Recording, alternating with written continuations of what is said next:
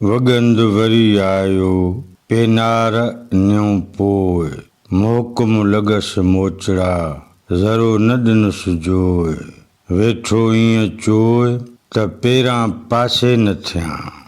शाह अब्दुल लतीफ़ भिटाईअ सां सूफ़ी फ़क़ीर पिणु गॾु हूंदा हुआ। जन्म जा के फ़क़ीर लतीफ़ साईंअ जे घणो वेझो रहंदा हुआ।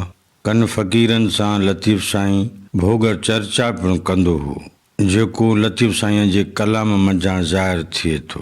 उन्हनि फ़क़ीरनि मंझां हिकु वगंद फ़क़ीर बि हो, जेको लतीफ़ साईंअ जे घणो वेझो हूंदो हो ऐं साईं साणस चर्चा बि कंदो हो।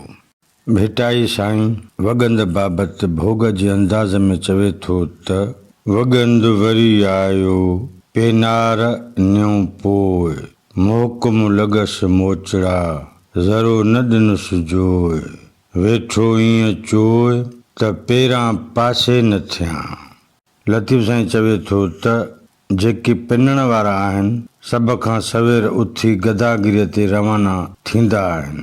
वगंद उन्हनि जे उथी वञण खां पोइ उथी आयो आहे।